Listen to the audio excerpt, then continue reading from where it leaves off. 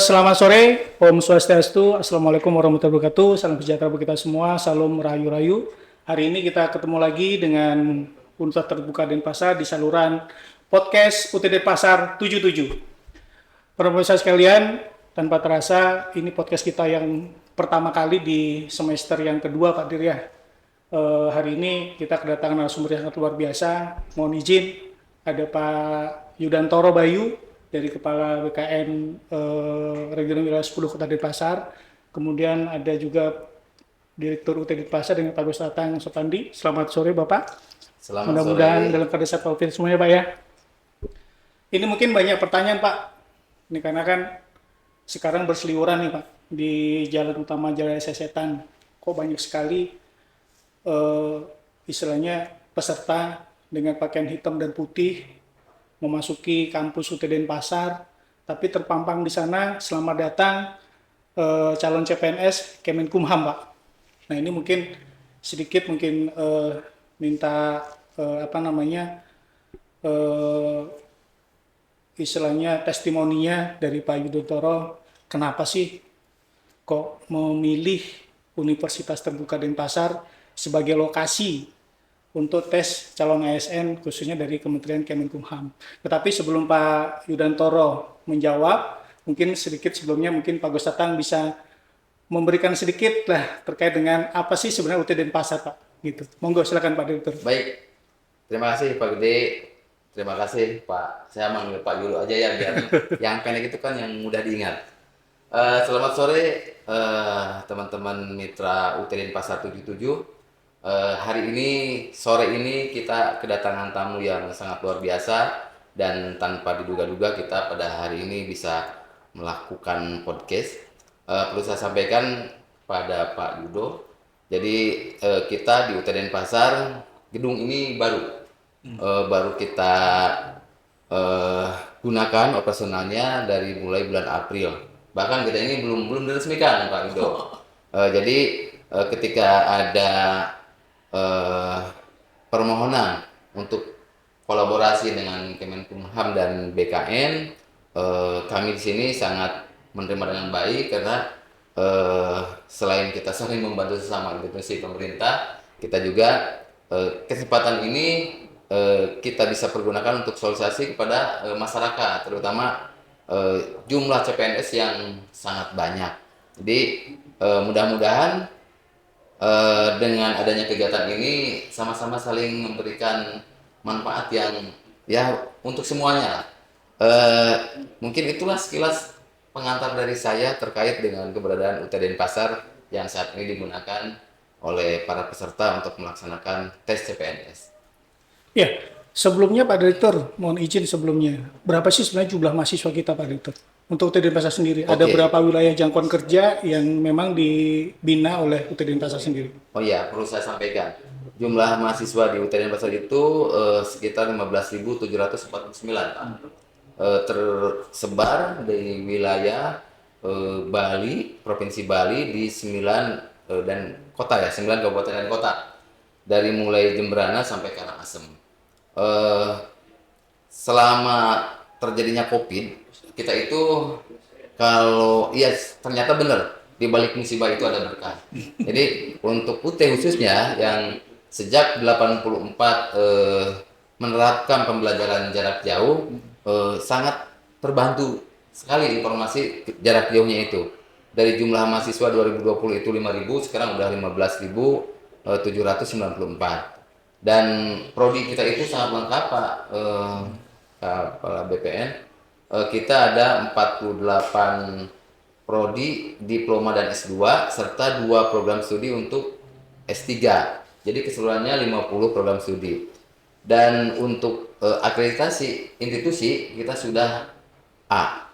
Dan prodi-prodi yang banyak diminati oleh masyarakat sudah terakreditasi A juga.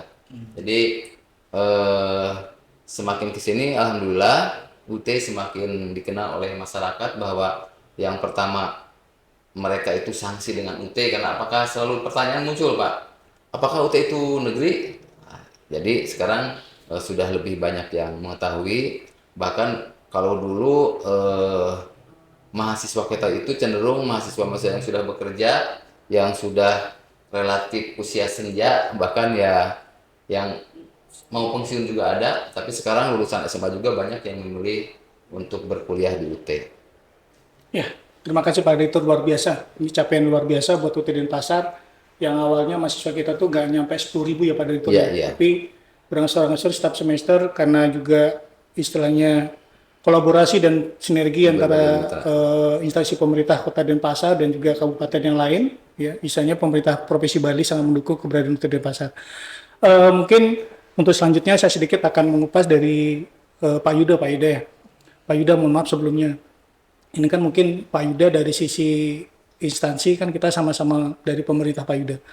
Ada nggak sih terbesit awalnya apakah UT itu kampus negeri apa swasta Pak Yuda? Mungkin ini sedikit nanti bisa kita sepil sebagai apa ya istilahnya highlight kami bahwasanya ini loh yang akan kita bisa lakukan nanti khususnya untuk kami yang ada di UT Denpasar untuk lebih menyebarluaskan informasi UT ini khususnya untuk masyarakat kita yang ada di Bali Pak Yuda. Ya, pertama-tama Om Swastiastu. Swastiastu. Salam kebajikan, salam, safe, assalamualaikum warahmatullahi wabarakatuh. Kebetulan izinkan saya memperkenalkan dulu. Saya Bayu, saya kebetulan Kepala Kantor Regional 10 BKN Denpasar. Nah, terkait BKN mungkin sudah banyak beberapa rekan-rekan sudah tahu apa itu Badan Kepegawaian Negara. Nah, di BKN itu ada 14 kantor regional, Pak. Nah, untuk 14 kantor regional itu salah satunya adalah Kanrek kantor regional 10 Denpasar. Nah, salah satunya di Kanrek 10 Denpasar ini kami membawahi 3 provinsi, Bali, Nusa Tenggara Barat, dan Nusa Tenggara Timur. Nah, terkait dengan UT itu memang kami dari kepegawaian sudah saling bekerja sama. Artinya banyak ASN-ASN itu yang melanjutkan pendidikan juga ke jenjang pendidikan lebih tinggi di universitas terbuka ini tadi. Dan sekarang sudah banyak juga teman-teman dari ASN pun memang sudah mengetahui adalah UT adalah universitas negeri itu yang menjadi utama. Itu akan lebih mudah, begitu juga di dalam peningkatan pendidikan karena sudah terakreditasi semuanya. Itu kira-kira itu. Nah, Pak Yuda, mungkin dari sisi BKN-nya sendiri begitu. Mungkin ada juga beberapa staf-staf yang ada di BKN yang sekarang seperti disampaikan Pak Yuda tadi sudah mulai meningkatkan kompetensi dirinya Pak Yuda ya dengan berkuliah lagi di UT begitu. Tetapi ada aturan khusus nggak Pak? Istilahnya kalau misalkan nih mau sekolah itu minimal harus berapa tahun jadi ASN atau apa itu memang itu dikelola langsung oleh BKN sendiri atau dikelola oleh unit yang lain Pak Yuda? Iya, pada dasarnya kalau di dalam seorang ASN atau seorang pegawai untuk melanjutkan pendidikan ada tahapan-tahapan pertama. Pertama yang jelas pasti dia harus dapat izin dulu. Setelah dapat izin, nah nanti pendidikan yang akan diambilkan itu juga sesuai dengan kebutuhan organisasi. Nah, selanjutnya setelah mendapat izin, prosesnya. Nah, proses pembelajarannya itulah yang menjadi utama juga. Tentunya sekarang dengan adanya pembelajaran jarak jauh atau dengan blended pun bisa dilaksanakan sesuai dengan ada aturan di dalam penyesuaian ijazah, akreditasinya juga. Itu yang jadi catatannya. Setelah mereka sekolah kuliah tadi, tentunya ada nanti penyesuaian ijazah juga. Nah, setelah ada penyesuaian ijazah, tahapan-tahapan selanjutnya tentunya itu nanti pencantuman gelar setelah ada yang aturan tadi. Jadi ada tahapan-tahapan. Yang pertama jelas seseorang pegawai kalau ingin melanjutkan pendidikannya harus dapat izin dulu Pak. Itu yang paling penting utama tahapan. Oke Pak Yuda. Artinya begini Pak Yuda. Semua yang ingin meningkatkan kompetensi diri kan tetap harus mengikuti aturan main ya Pak Yuda ya gitu. Tidak serta-merta langsung sekolah saja gitu. Nah, bagaimana perlakuannya Pak Yuda? Apabila nih gitu. Ternyata sebelum menjadi ASN yang bersangkutan ini sudah kuliah. Apakah itu ada peraturan syarat khusus lagi yang berlaku atau bisa dilanjutkan atau mesti harus cuti dulu istilahnya mungkin bahasanya? Ya, kalau mereka yang sudah memasuki ASN tetapi punya jenjang lebih tinggi, itu nanti ada namanya penyesuaian ijazah bisa dilakukan seperti itu. Nah, mekanismenya juga ada Pak. Setelah mereka melewati masa CPNS, nanti ada penyesuaian untuk penyesuaian ijazahnya tadi. Nah, untuk itu ada ujian penyesuaian ijazah juga. Gitu, ada tahapan-tahapannya juga. Iya, iya. Nah, oke Pak Yuda. Ini yang menarik sekarang Pak Yuda. Ini tadi pun sempat saya pada saat masuk ke kampus ini, security di depan tuh sangat-sangat sibuk begitu dari pagi ngatur lalu lintas. Ternyata banyak yang masuk ke kampus UTDN Pasar. Dan ternyata setelah kita telusuri gitu, ternyata ada kegiatan yang sangat besar di sini Pak gitu. Istilahnya ada eh, tes Pak ya gitu, lokasi tes gitu. Kita sangat bersyukur sekali Pak Rektor ya, karena UTDN Pasar salah satu tempat yang dipilih oleh Kemenkumham ya untuk pengadaan tes ASN di Kementerian Hukum ya Pak ya.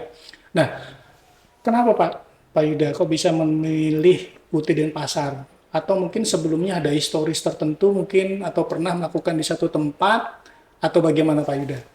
Ya, untuk tahun 2024 ini, khusus untuk kantor regional 10 BKN Denpasar, itu ada sebanyak 41 instansi yang melaksanakan seleksi penerimaan ASN. Itu berbarengan Pak Yuda? Iya, berbarengan. Nantinya di dalam khusus untuk Kandex 10 BKN Denpasar itu ada sebanyak lebih kurang 20.170 formasi. 20.170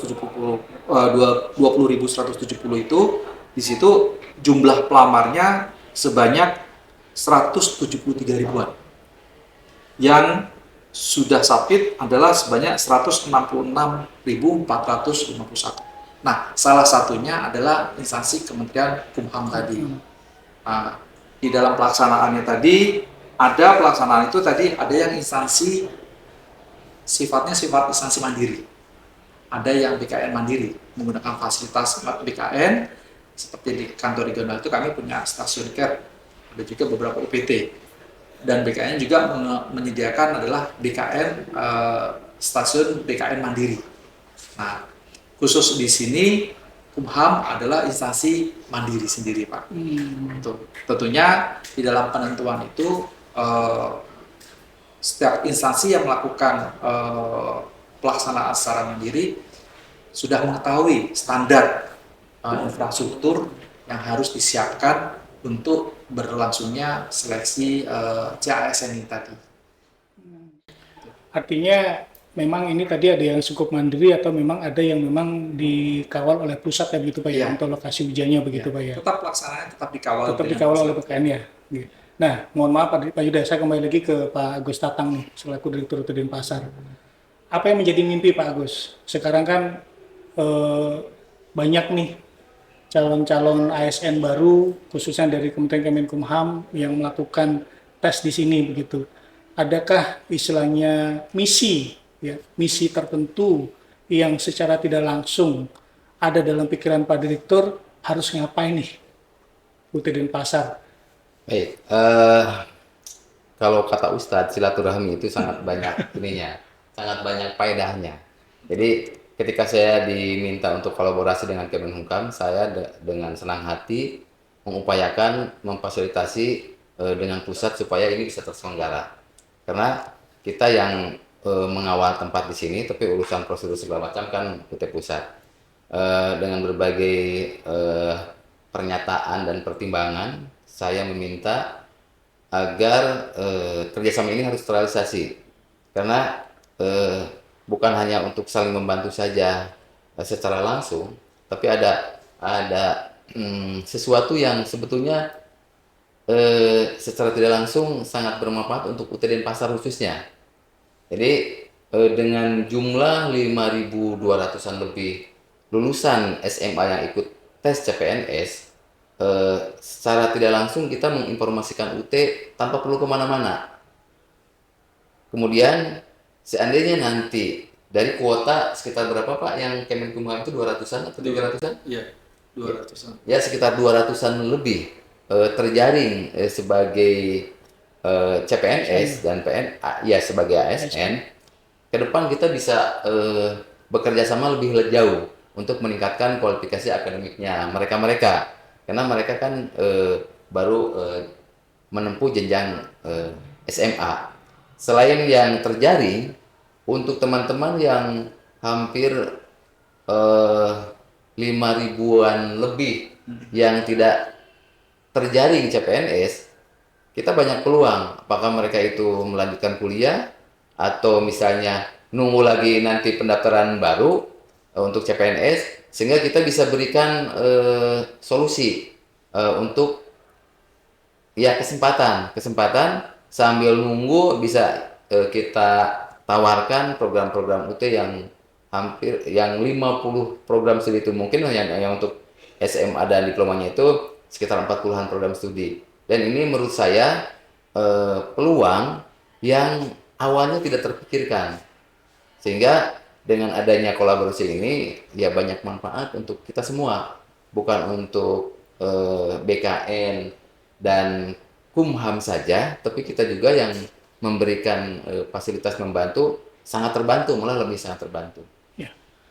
Oke, berarti hubungan kerjasama ini harus berjalan terus ya Pak Direktur, kan begitu, intinya kan begitu ya. Iya, iya. Nah, Silaturahmi itu jangan tetap harus putus. jalan ya gitu, karena kan tidak kemungkinan ya namanya instansi kan, kalau tidak kita berkolaborasi tidak akan bisa jadi besar kan itu Pak Yuda ya, karena nggak mungkin kita bisa berjalan sendiri kan begitu, ibarat kaki sama tangan saling seiring berjalan gitu. Nah yang berikutnya Pak Direktur, ini kan satu visi juga yang besar buat kita gitu, khususnya saya pribadi juga nih pada selaku manajer juga nih di bagian organisasi dan marketing gitu. Ini suatu visi yang sangat besar yang mana mungkin tidak pernah terjadi sebelumnya di UT Denpasar. Ini lumayan besar, 5.000 peserta. Hari ini tes dari tanggal 18 kemarin Pak Yuda ya, tanggal 18 Oktober, terakhir nanti besok tanggal 22. Dari sisi nih Pak, dari sisi SDM sendiri, ya mungkin saya sedikit ke Pak Yuda sekarang Pak Yuda. Tadi kan sempat disampaikan bahwasanya yang mengikuti CPNS ini kan rata-rata lulusan dari SMA, begitu. Dari sisi SDM sendiri nih Pak Yuda, apa yang memang seandainya nanti nih sudah lulus begitu jadi ASN gitu, apakah ada program khusus dari BKN yang memang mensyaratkan nih untuk teman-teman yang sudah lulus ASN ini harus meningkatkan kompetensi dirinya lagi Pak Yuda, atau mungkin cukup tamatan SMA saja ya, tanpa harus lagi berkuliah atau bagaimana Pak Yuda? Ya, kalau kita bicara kepegawaian Pak, saat sekarang itu sudah lebih jauh ke depan. Artinya kalau kita bicara kepegawaian bukan hanya bicara terkait masalah kepangkatan, seleksi atau bagaimana. Tapi kalau kita bicara kepegawaian sekarang ini saatnya adalah bicara adalah bagaimana kita pengembangan human capital lokal, human capital itu Pak. Nah ini sebetulnya suatu terobosan bagus. Saya juga melihat ada beberapa terkait masalah infrastruktur yang ada di UT itu sangat nyaman sekali. Baik dari parkirannya, dan tadi saya juga agak kaget rupanya mahasiswa sampai 15.000 ya Pak. 15.000 banyak, tapi di dalam kampusnya tidak terlalu banyak, artinya sudah metode pembelajarannya sudah dengan online. Ini menjadi tantangan bahwa sekarang bisa di mana saja, kapan saja seseorang untuk bisa belajar, berkuliah. Nah yang jadi kendala permasalahannya adalah bagaimana sekarang kita bicara terkait masalah tadi, pengembangan human capital tadi.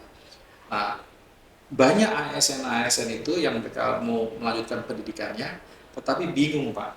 Bingungnya terkait, saya itu mau melanjutkan pendidikannya itu yang mana sih? Fakultas apa, prodi apa, jurusan apa? Karena mereka juga tentunya dengan latar belakang tadi S1-nya, S2-nya, dan selanjutnya sampai S3, mereka ingin lebih mendapatkan informasi yang lebih jelas. Ini yang jadi kendala. Jadi memang perlu sosialisasi yang lebih teman-teman.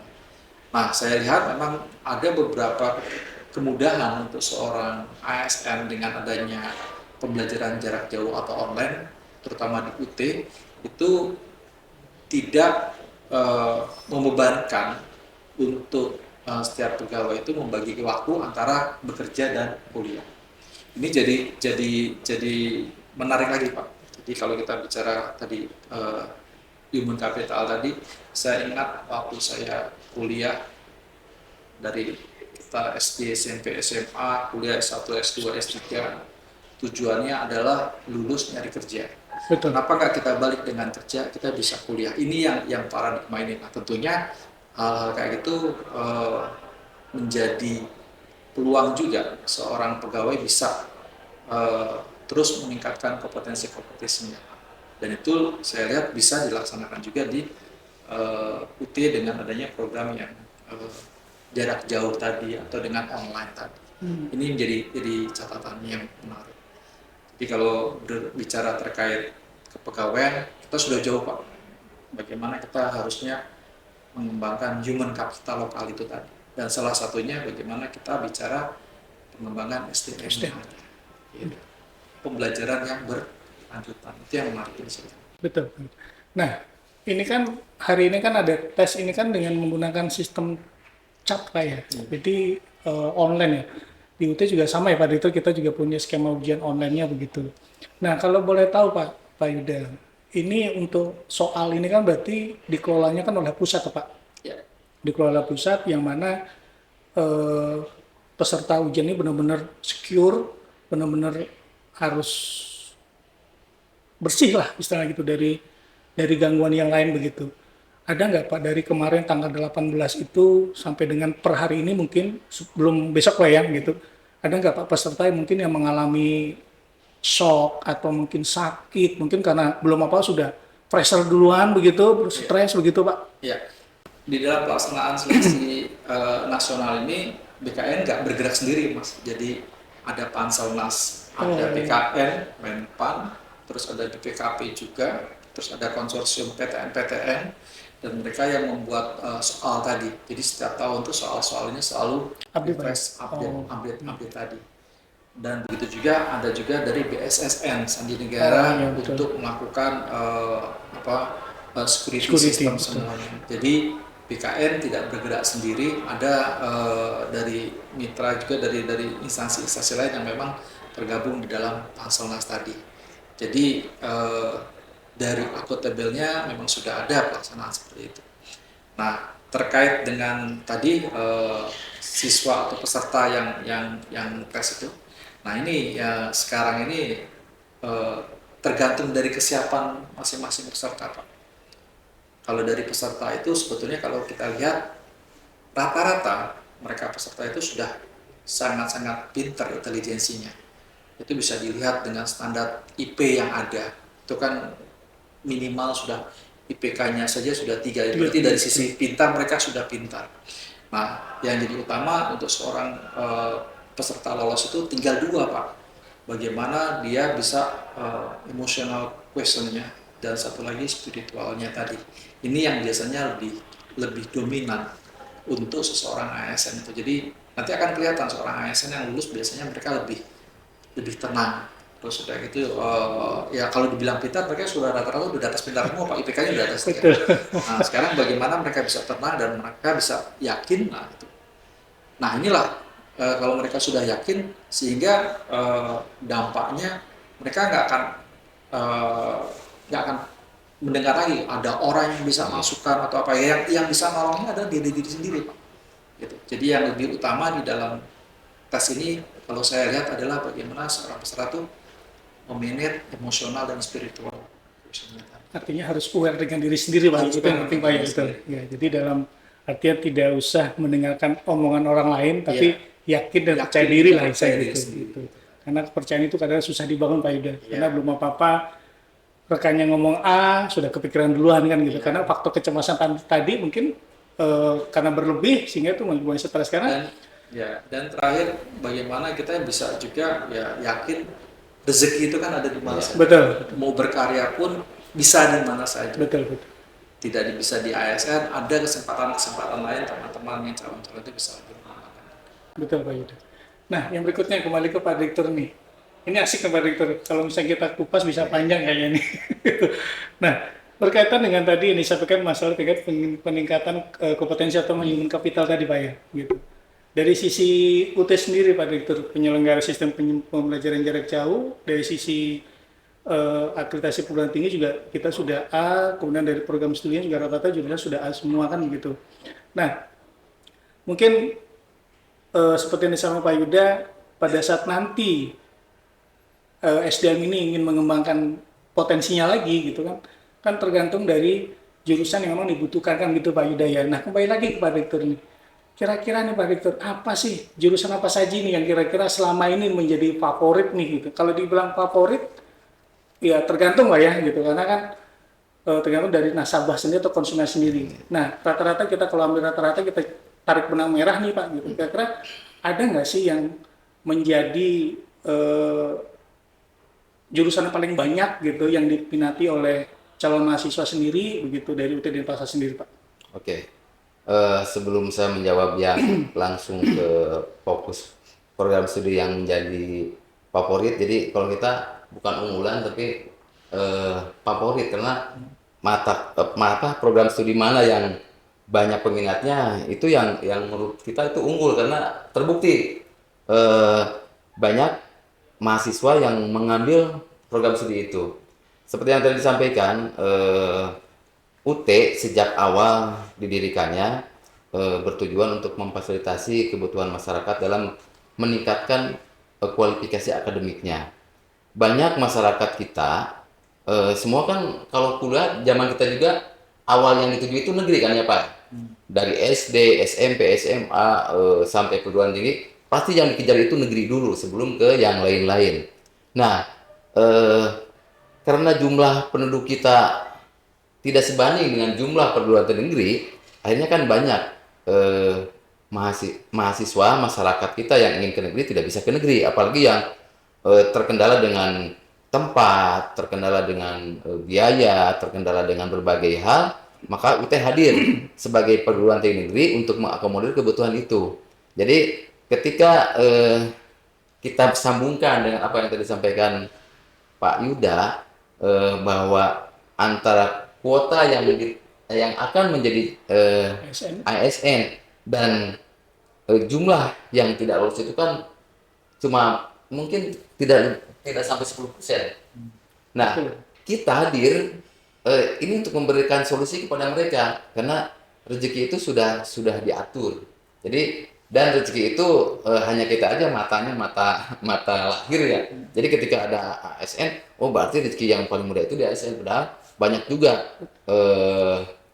rezeki pintu rezeki ini yang kita tidak bisa melihatnya. Tapi ketika kita sudah berproses dan menerima itu baru kita bertanya ini rezeki kita. Nah, dengan adanya program-program studi yang banyak, kita tawarkan ke para peserta ini, siapa tahu dari prodi yang kita tawarkan itu mereka bisa mandiri. Karena kalau semua jadi CPNS, siapa yang jadi? Coba kalau 5.200 semuanya CPNS, kan repot juga ya Pak ya negara. Jadi sudah berdasarkan perhitungan yang sangat matang. Jadi prodi-prodi kita yang ternyata sangat diminati oleh masyarakat kita itu, terutama yang belum dapat pekerjaan, yaitu manajemen Pak. Yang sudah mendapat pekerjaan, ada yang sudah ngambil S2, bahkan S3, ngambil lagi S1-nya hukum. Karena saya rasa setiap pegawai, setiap orang yang menduduki jabatan di salah satu institusi, baik negeri, swasta, atau BUMN, pasti ketika dia menempati kedudukan tertentu, dia harus melek juga tentang hukum. Akhirnya prodi hukum ini jumlahnya sangat banyak. Kemudian akuntansi. Jadi ada 10 program studi yang paling terbanyak diminati oleh mahasiswa. Jadi kesempatan ini sekali lagi merupakan ya suatu hal yang betul-betul menguntungkan untuk semuanya. Oke, terima kasih Pak Direktur. Mungkin sedikit sebelum kita closing, ini tidak terasa sudah 30 menit Pak. Dari sisi Pak Yuda sendiri nih Pak Yuda, ini kan berarti kan yang tes hari ini berarti semua yang memang mendaftar di Profesi Bali Pak ya? Iya. Kita kumpulkannya di satu titik, yang mana digunakan titiknya di UT Denpasar kan begitu Pak Yuda ya? Nah kemudian artinya ini kan tidak hanya dari kota Denpasar saja, dari Bangli juga iya, dari Klungkung juga iya kan begitu, dari Karangasem juga iya begitu. Nah ini kan yang sangat uniknya sekali kan ini kan dilaksanakannya pagi-pagi hari Pak, gitu. Kesiapan apa saja yang juga disiapkan oleh teman-teman di Kemenkumham di bawah juga koordinasi dengan BKN, mungkin dari sisi keselamatan tadi lah begitu, takutnya ada sesuatu hal yang mungkin terjadi pada saat pelaksanaan gitu, karena kan sempat saya juga baca di media sosial, sempat ada yang shock, kejang gitu, mungkin karena tidak kesiapan si peserta sendiri, atau bagaimana Pak? Iya, kalau untuk kesiapan dalam sehari itu ada 4 sesi ya. Jadi kita mulai jam 8 setengah 9 dan sehari itu ada 4 sesi. Nah di dalam pelaksanaannya ada salah satu SOP memang untuk medis dan tim medis harus siap itu ready. Jadi seperti begini, kemarin ada yang seperti kayak di sosmed pun itu sudah langsung kami tindak lanjuti. Jadi memang sudah ada di dalam SOP kami, ada ambulans itu sudah ditangani langsung seperti itu. Itu ada mekanismenya. Nah yang kedua SOP itu pun sudah mulai berlangsung dari saat peserta masuk ke wilayah.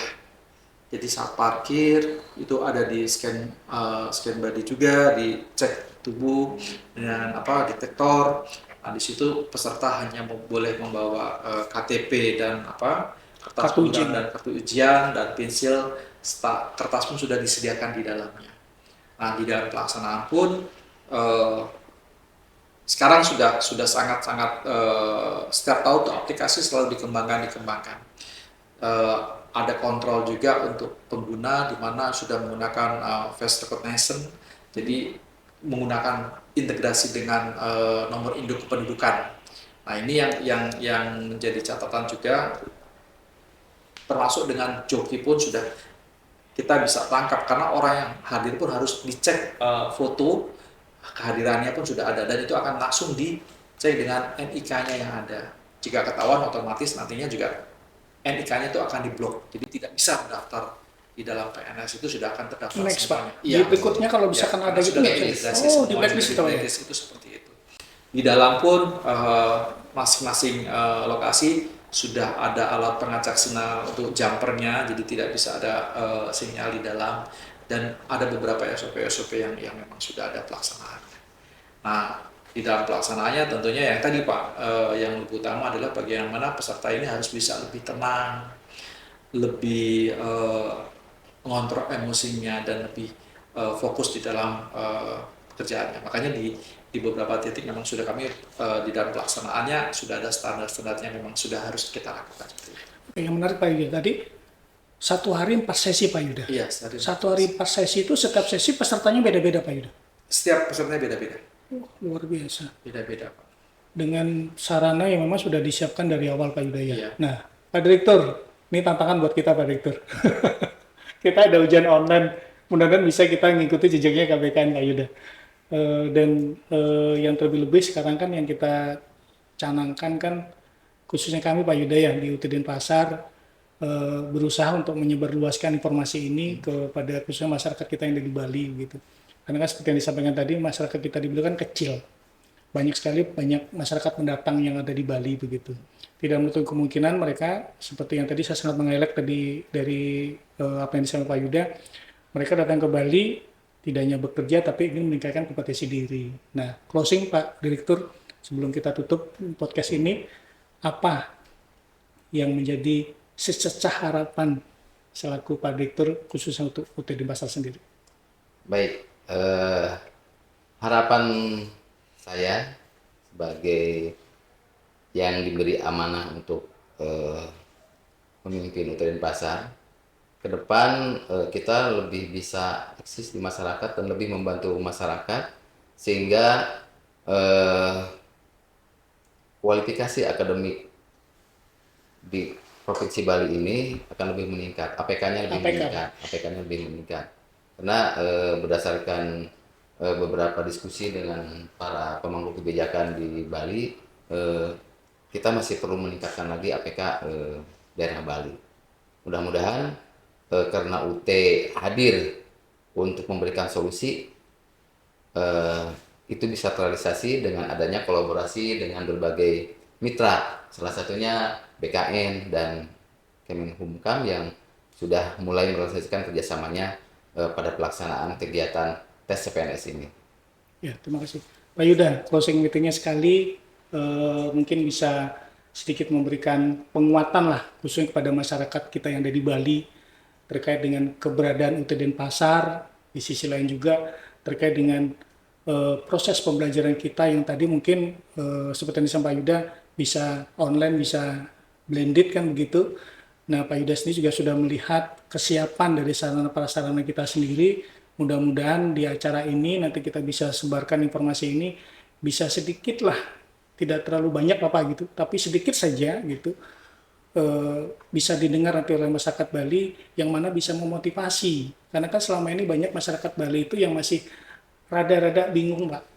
Kalau bekerja saya mau kuliahnya kemana, begitu. Apakah nanti setelah saya selesai kuliah, apakah bisa mendaftar CPNS, kan begitu ASN. Karena terus terang Pak Yuda, masyarakat kita di Bali itu khususnya yang mungkin masih di pedesaan, tujuan untuk menjadi ASN ini sangat besar sekali harapan mereka gitu. Nah mungkin ini sedikit yang bisa disampaikan Pak Yuda, kira-kira harus bagaimana sih gitu. Ya, terima kasih. Pertama-tama kami dari BKN, Kantor Regional 10 BKN Denpasar pun mengucapkan banyak terima kasih dalam pelaksanaan seleksi CPNS 2024 ini. Universitas Terbuka sudah banyak membantu juga, dan dengan fasilitas yang ada ini banyak peserta-peserta merasa nyaman dengan kondisi yang ada, infrastruktur yang ada di sini. Jadi kami ucapkan banyak terima kasih, sudah banyak dibantu kami Pak. Dan mungkin ini awal dari suatu kerjasama antara government to government juga, instansi antar instansi pemerintah juga. Bagaimana kita meningkatkan tadi Pak kualitas dan sumber daya yang ada, bagaimana kita bicara meningkatkan adalah human capital lokal tadi. Dan ini sebetulnya harapan yang bisa kita tentukan. Pelaksanaan ini kan akan membuka wacana baru juga. Wacana baru dalam arti penyiapan SDM tadi. Ini sebenarnya tantangan juga di lingkungan Sivitas Akademi, di kalangan universitas, bagaimana menyiapkan sumber daya yang siap. Karena kalau kita lihat ini Indonesia ini kan beraneka ragam Pak. Banyak keunggulan kearifan lokalnya. Nah ini yang perlu digali lah. Dan diharapkan tentunya lingkungan universitas, lingkungan pendidikan bisa menciptakan entrepreneur yang bisa lebih mengembangkan atau menggali potensi-potensi yang ada. Dan itu salah satunya memang mereka bisa mencobanya di dalam ASN. Tetapi di lain itu pun masih banyak juga Pak bidang-bidang yang bisa dikembangkan. Karena seperti contoh di Bali ini, Kanek 10 itu kami ada Bali, NTT dan NTB. Masing-masing wilayah itu mempunyai potensi yang berbeda-beda, dan ini yang seharusnya kita menyiapkan bagaimana SDM tadi untuk bisa lebih menggali potensi-potensi daerah. Demikian mungkin itu Pak yang bisa saya sampaikan. Ya, terima kasih Pak Yuda, terima kasih Pak Direktur.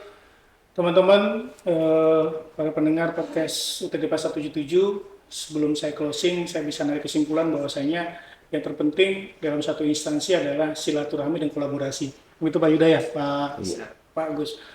Di sisi lain juga ini jadi salah satu tanggung jawab yang besar buat kami, khususnya UT Denpasar, karena dalam wacana pemerintahan kita harus tetap membantu dari sisi akademis untuk bersama-sama meningkatkan angka partisipasi kasar, khususnya di perguruan tinggi.